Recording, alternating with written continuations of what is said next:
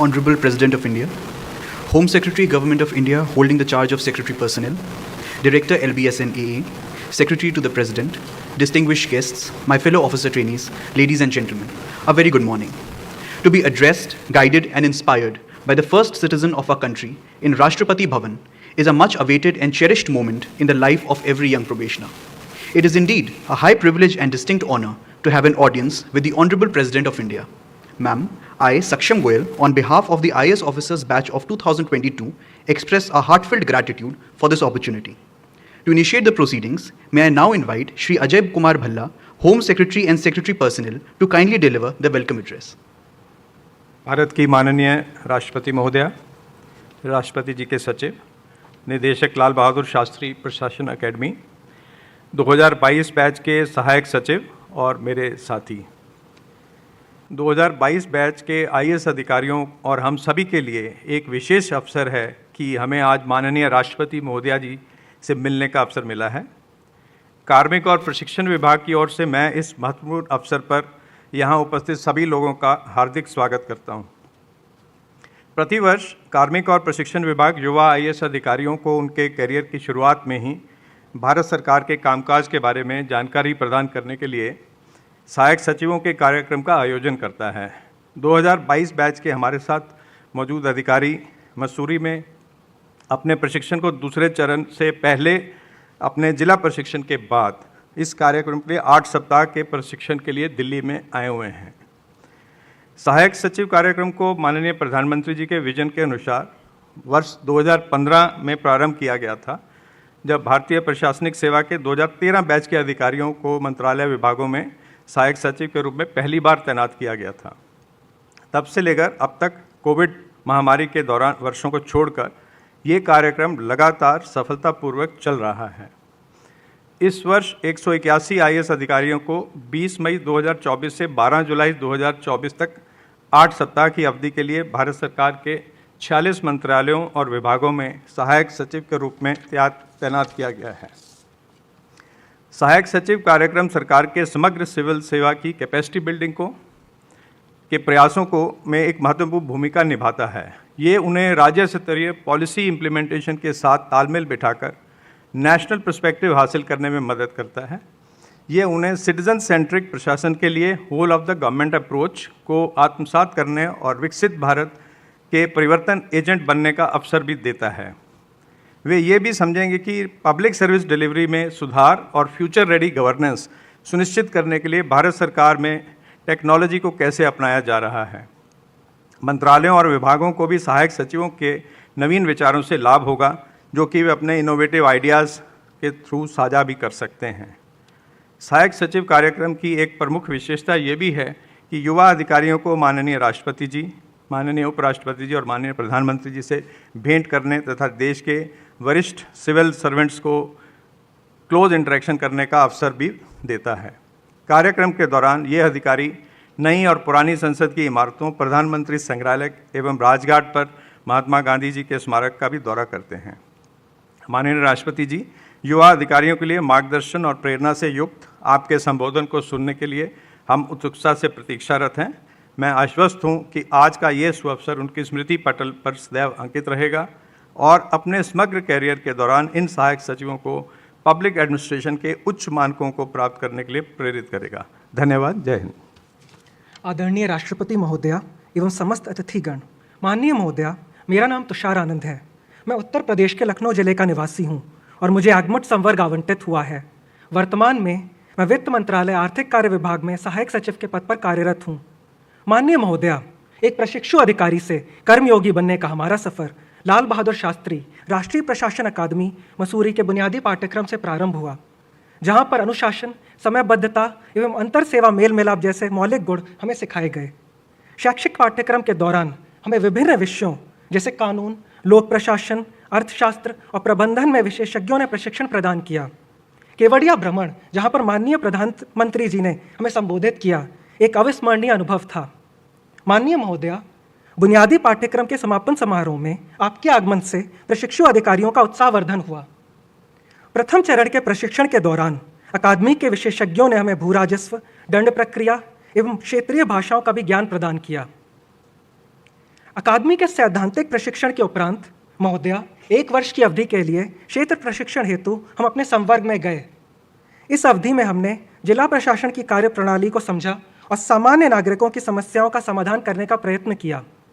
मेरी माटी मेरा देश और विकसित भारत संकल्प यात्रा जैसी महत्वपूर्ण सरकारी योजनाओं में भाग लेने का भी हमें अवसर प्राप्त हुआ।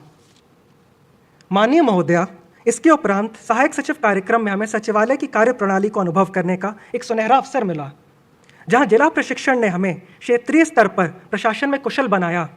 वहीं सहायक सचिव कार्यक्रम ने हमें केंद्र सरकार की कार्यप्रणाली से अवगत कराया। सहायक सचिव कार्यक्रम ने हमें राष्ट्रीय दृष्टिकोण और विविध राष्ट्रीय नीतियों को समझने में मदद की। इससे हमें भारत सरकार की नीतियों के व्यापक परिप्रेक्ष्य में संवेदनशीलता प्राप्त हुई। इसके पश्चात जब हम अपने संवर्ग में लौटेंगे तो हम प्रेरक परिवर्तन कारक की भूमिका निभाएंगे। इस अवधि में सहायक सचिवों ने राष्ट्र के लिए महत्वपूर्ण विषयों पर शोध किया और नीति पत्र में राष्ट्र निर्माण के लिए सुझाव दिए। इसके उपरांत हम अपने प्रशिक्षण के द्वितीय चरण के लिए अकादमी जाएंगे। माननीय महोदया, अकादमी द्वारा दिया गया ये प्रशिक्षण हमारे व्यक्तित्व के सर्वांगीण विकास के लिए महत्वपूर्ण रहा और हमें कर्मयोगी बनाने में सहायक रहा। मैं पूर्ण विश्वास के साथ कह सकता हूँ कि इस प्रशिक्षण के माध्यम से हम अपने राष्ट्र को अमृत काल में एक विकसित और सशक्त भारत बनाने में सफल होंगे। धन्यवाद। जय हिंद। अब मैं अपनी सहकर्मी सुश्री स्नेहा को अपने अनुभव साझा करने के लिए मंच पर आमंत्रित करता हूँ। Honorable President of India, esteemed dignitaries and my dear friends, a very warm welcome to all of you. I am Sneha, born into Odisha cadre. It is indeed my honor and privilege to share my experiences today with all of you. J.K. Rowling once said, there's always room for a story that can transport people from one place to another. So let me begin today with the story of a young girl child. This brave child changed her school in the 12th class but faced harassment as she was denied a transfer certificate due to unpaid fees. Coming from a poor background, she was unable to pay the full fees on time, and she was in the risk of losing an entire academic year. This is when one of my friends, who is sitting with us here today, intervened. He diligently researched and discovered a High Court judgment saying that a transfer certificate cannot be withheld due to non-payment of fees. This resolved the issues. Honorable President, moments like these remind me the importance of empathy and the need to understand the struggles and aspirations of the citizens we serve. Honorable President, during our district training, we had the privilege of observing closely the challenges and responsibilities of a district collector. Remarkably, my district magistrate was an inspiring figure who continued her duties diligently until just 3 days before her delivery, not allowing pregnancy to hinder her commitment. Adding to this, the experience of moving to a new state like Odisha and learning language Odia has been an incredibly joyful experience. Honorable President, as we embarked on our journey from various districts to the hinterland, to the heart of India, that is Delhi, we found ourselves transitioning from familiar grounds to the intricate corridors of the central government. The lessons in noting and drafting imparted during phase 1 of our training at the academy found practical application during our independent assignments as undersecretaries. Honorable President, our visit to the Prime Minister's Sangrahalaya offered a unique opportunity to walk through the timeline of India, showcasing our country's journey from independence to the present day. The morning serenity and peace we found at Rajghat with the eternal flame ignited a fire within us to be always guided by Mahatma Gandhi's principles. The attachments to National Investigation Agency and Intelligence Bureau gave us a head start in understanding the security scenario at the national level. Walking through the old buildings of Samvidhan Sadan, we could hear the whispers of history, while the new parliament building represented the progress and democratic essence of our country. We are now inspired to take on the mantle of citizen-centric administration and being change makers for Viksit Bharat. Thank you and Jai Hind.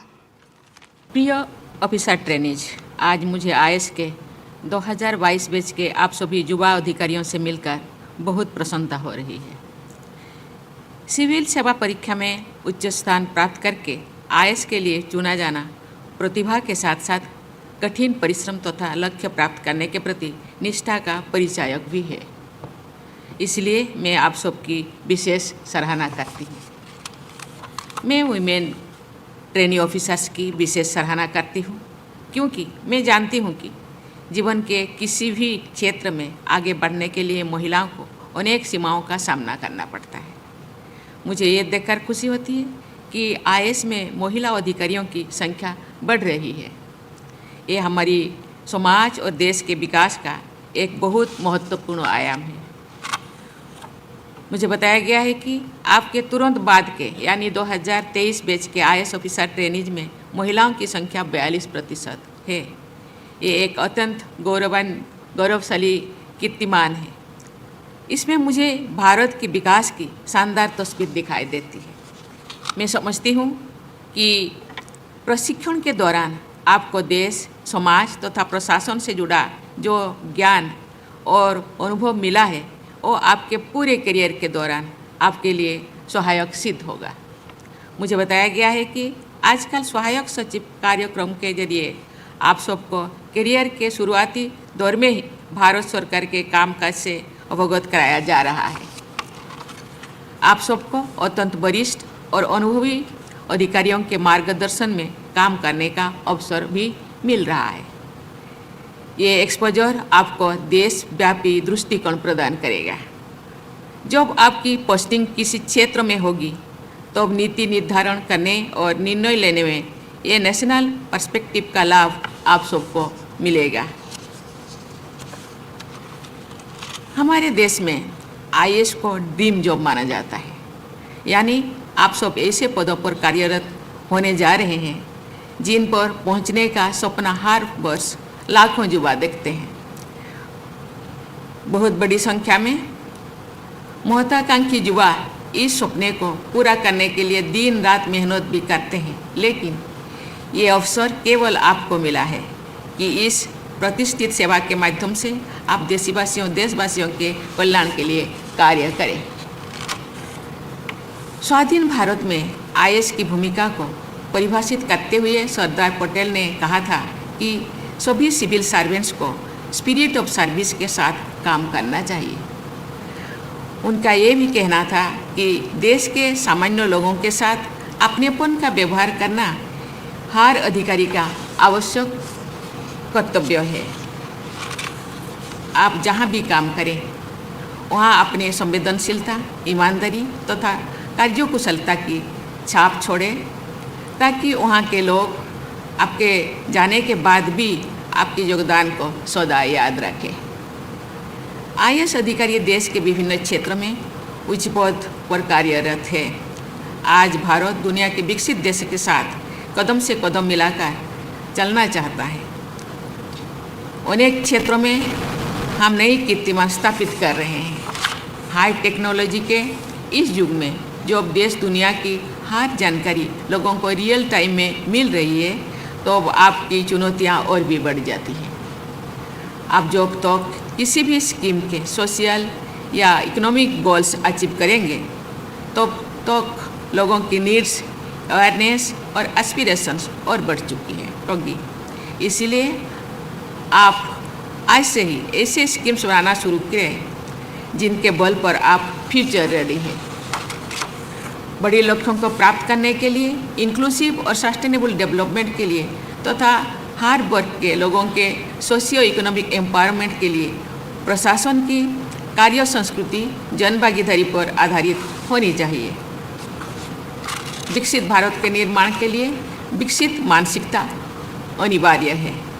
अनेक IAS अधिकारियों ने सराहनीय कार्य किए हैं तथा देश की उपलब्धियों में अमूल्य योगदान दिए हैं। ऐसे अधिकारियों को आप सब अपना रोल मॉडल बना सकते हैं। आज के संदर्भ में आप सबको केवल एडमिनिस्ट्रेटर्स ही नहीं बल्कि फैसिलिटेटर्स और मैनेजर्स की भूमिका भी निभानी है। आपकी सफलता इस बात पर निर्भर करेगी कि किस तरह से सबको साथ लेकर आप अकाउंटेबल, ट्रांसपेरेंट और इफेक्टिव एडमिनिस्ट्रेशन प्रदान कर पा रहे हैं। प्रिय ऑफिसर ट्रेनीज, प्रशासक के लिए सबसे अधिक महत्वपूर्ण होता है लोगों का विश्वास जीतना और उसे बनाए रखना। एक्सेसिबिलिटी, ट्रांसपेरेंसी और ट्रस्ट बिल्डिंग के लिए आप टेक्नोलॉजी का सदुपयोग कर सकते हैं। आपके रास्ते में कई चुनौतियां, सीमाएं और समस्याएं आएगी। नैतिकता पर किसी भी तरह के आघात से निपटने के लिए आपको आरंभ से ही सचेत और सक्रिय रहना होगा।